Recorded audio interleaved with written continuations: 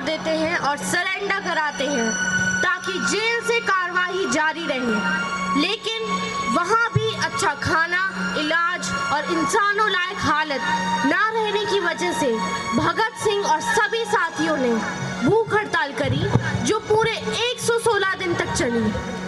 भगत सिंह की ज्वाला पूरे देश में उछल रही थी। अंग्रेज ने भगत सिंह, राजगुरु और सुखदेव को फांसी पर चढ़ाने का फरमान जारी किया, जिससे पूरे देश में हाहाकार मच गया। लेकिन उन तीनों के लिए ये फख्र की बात थी।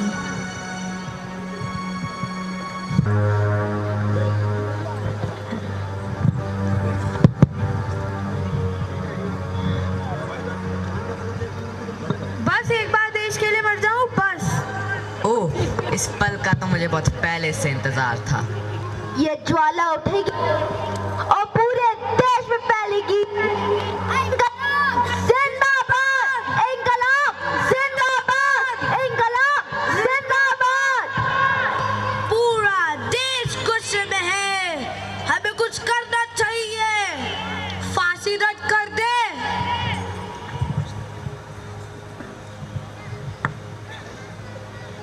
नहीं, पहले ही खत्म करो।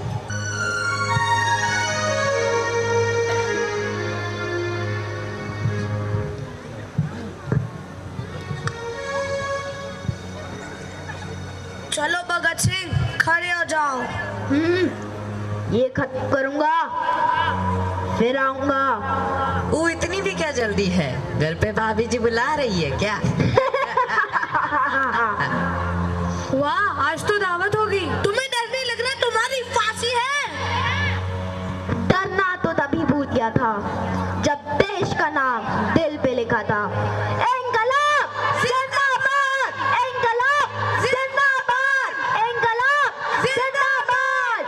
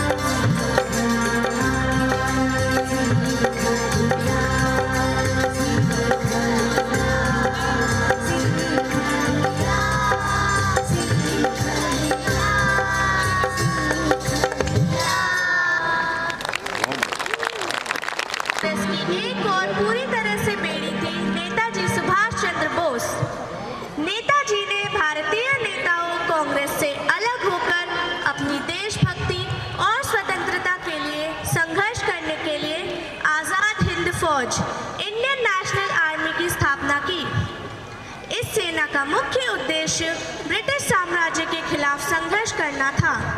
नेताजी का योगदान यह भी था कि उन्होंने ब्रिटिश साम्राज्य के खिलाफ सख्त रूप से बचाव किया और भारतीय स्वतंत्रता की प्राप्ति के लिए संघर्ष किया।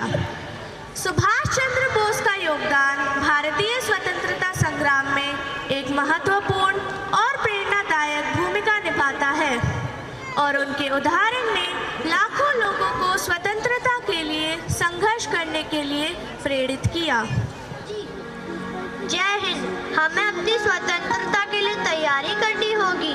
भारत को एक स्वतंत्र सेना की अपेक्षा है। ये असंभव कैसे होगा? बिल्कुल होगा। एक स्वतंत्र सेना की सख्त जरूरत है जो पूरे देश को सामूहिक रूप से संगठित करे, अंग्रेजों से बिल्कुल अलग हो। लेकिन हमारी लड़ाई ब्रिटिश साम्राज्य से है। हमें स्वयं को प्रबल करना होगा और अपनी संस्कृति और सामाजिक कार्यों में सुधार करना होगा। लेकिन हमारी सेना का नाम क्या होगा?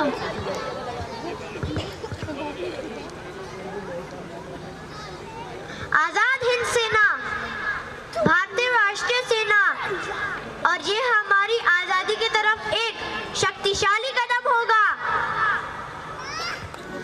अंग्रेजी हुकूमत धीरे धीरे अपना अत्याचार और बढ़ाती जा रही थी। अंग्रेजों ने नमक पर 3 गुना लगान लेना शुरू कर दिया था। देश में अब कोई भी नमक जैसी आम चीज को भी गैर कानूनी तरीके से बेचता हुआ या खरीदता हुआ पाया गया तो उसे 6 महीने का कारावास भुगतना पड़ता। इसका सबसे ज़्यादा फर्क पड़ा गरीब और आम इंसानों पर। लोगों को उस समय सिर्फ एक ही इंसान इंसाफ दिला सकते थे, वो थे महात्मा गांधी। जय हिंद गांधी जी। जय हिंद गांधी जी। जय हिंद। बापू, अंग्रेजों ने नमक पर लगान 3 गुना ज्यादा कर दिया है। हम अंग्रेजों से टैक्स की माफी मांगने गए थे, लेकिन उनने 3 गुना ज्यादा कर दिया। अब आप कुछ कीजिए। लगता है ये अंग्रेज लाठी से ही मानेंगे। नहीं, नमक जैसी आम चीज पर टैक्स लगाना बेशक गलत है। रोटी और पानी की तरह है, सबके लिए जरूरी है। मैं इंसाफ दिलाऊंगा, हिंसा से नहीं, अहिंसा से। मैं डांडी तक मोर्चा निकालूंगा ताकि अंग्रेजों तक ये बात पहुंचे। वंदे मातरम, वंदे मातरम, वंदे मातरम, वंदे मातरम। तय कार्यक्रम के अनुसार दिनांक 12 मार्च 1930 को साबरमती आश्रम से दांडी मार्च प्रारंभ हुआ। ठीक 6:30 बजे गांधी जी ने अपने कुछ अनुयायियों के साथ आश्रम छोड़ा और दांडी मार्च आरंभ किया। दांडी तक की 241 मील उन्होंने 24 दिनों में पूरी की। इस दौरान और भी लोग देश भर से गांधी जी के साथ जुड़ते गए।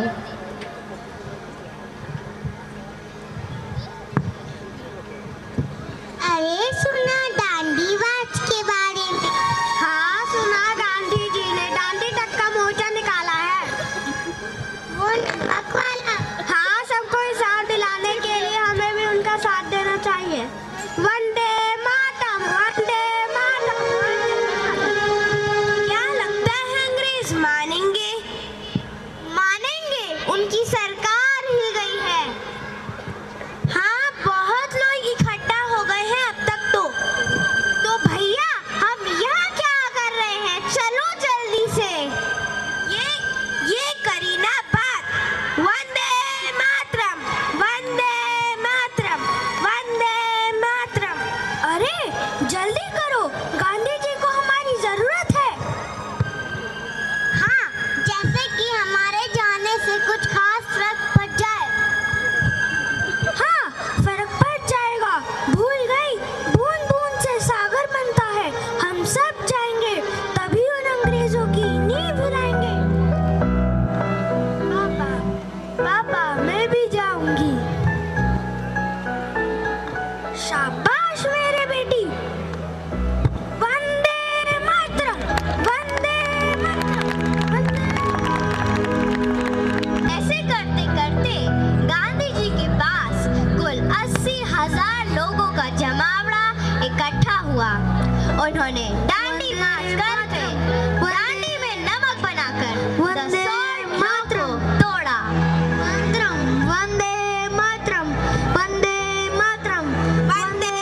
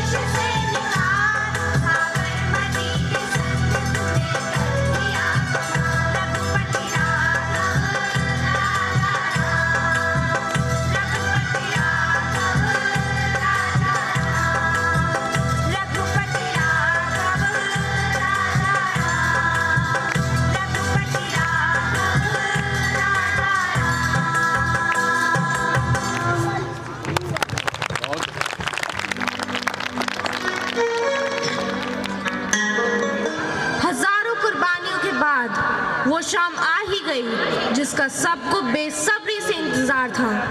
आज़ादी।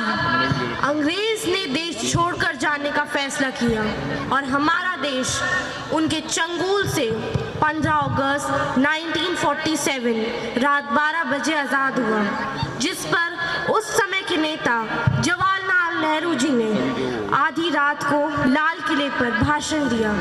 ट्राइस with destiny.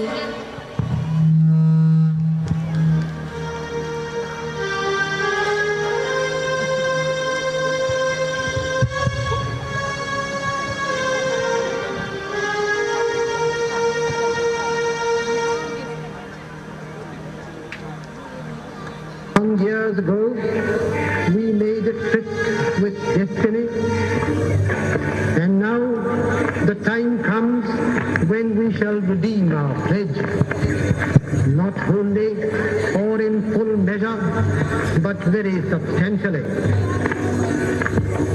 At the stroke of the midnight hour, when the world sleeps, India will awake to life and freedom.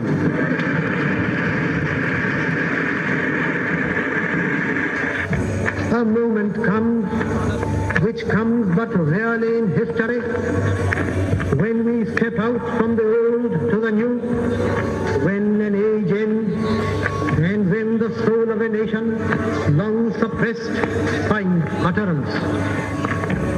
It is fitting.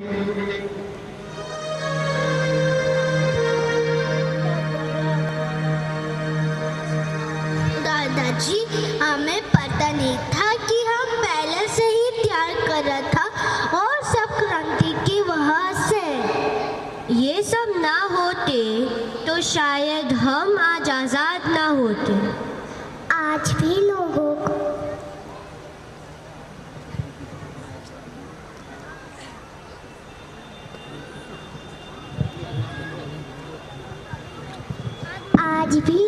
को इतनी देश की कदर नहीं है।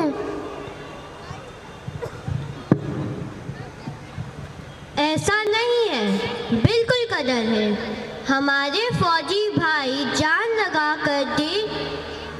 लगाकर बॉर्डर पर खड़े रहते हैं ताकि हम सुरक्षित रह सकें।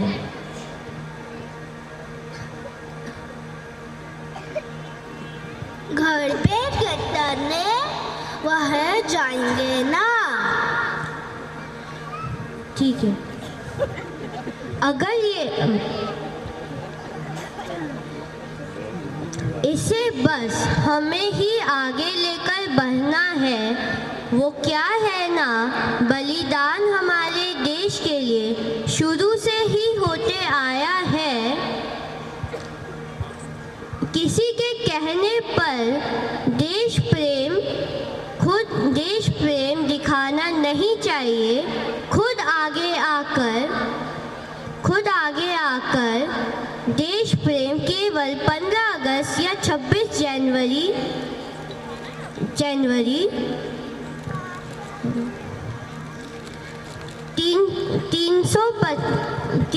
370 दिनों तक मन में रखना चाहिए।